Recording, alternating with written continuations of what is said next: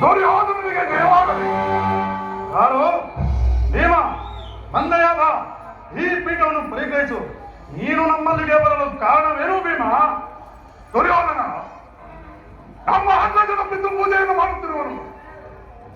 ನಿನ್ನನ್ನು ಕರೆತರಲು ಹೇಳಿ ನನ್ನನ್ನು ಕಳಿಸಿರುವನು. ಅದಕ್ಕಾಗಿ ನಾವು ಇಲ್ಲಿಗೆ ಬಂದಿರುವುದು ದುರ್ಯೋಧನ. ಸಹೋದರ,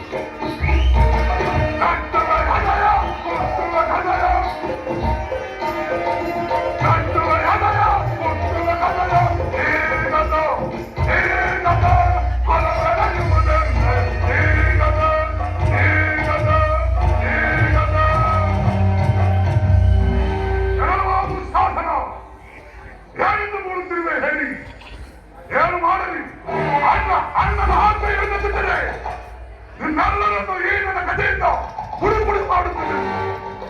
ಕೆಲವೋ ನಿಂತರೆ ಇಂದರ ನಾಳೆ ಈ ನನ್ನ ಕಥೆಗೆ ನಿಮ್ಮೆಲ್ಲರನ್ನು ಪಡೆಯಲು ಕೊಂಚಾರ ಕೊಡುವೆನು. ಎಚ್ಚರ. ನಮ್ಮಂತ ವೈರಿಗಳಿಗಲ್ಲ, ಬಂದ ದಾರಿಯ ನಿಂತ್ಕೊಂಡು ಸುಮ್ಮನೆ ಕೊಳ್ಳಬೇಕಾಗುತ್ತದೆ. ಎಚ್ಚರಿಕೆ ಭೀಮ.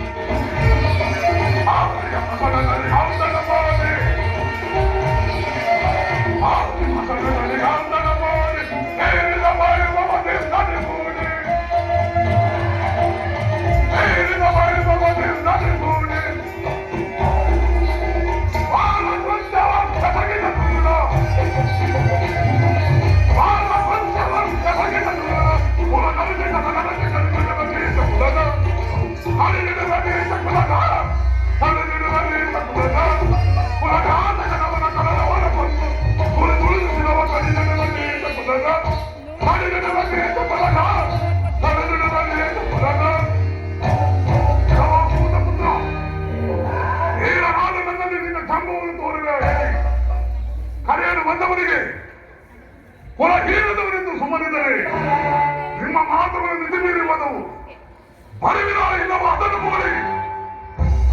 ಏನ ಇನ್ನು ಅಪರಾಧ ಏನಿಲ್ಲ. ಹಿರಿಯರ ಮಾತಿನಂತೆ ನೀನು ನಮ್ಮನ್ನು ಕರೆಯಲು ಬಂದೇವೆ.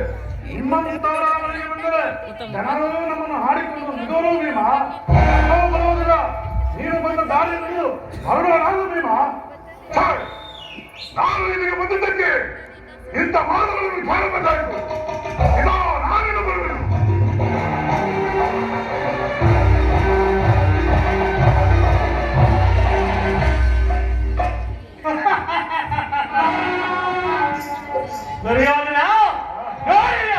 ಪಾಂಡವರ ಅಟ್ಟಾದರು ಈಗಲೇ ಹೋಗಿ ಶ್ರೀಕೃಷ್ಣನಿಗೆ ಹೋಗಿ ನಾನು ಸಿದ್ಧನನ್ನು ತೆಗೆದುಕೊಳ್ಳುವೆನು. ನಾನು ನೀನು ಇದನ್ನು ಸಿದ್ಧಪಡಿಸಿಕೋ. ಆ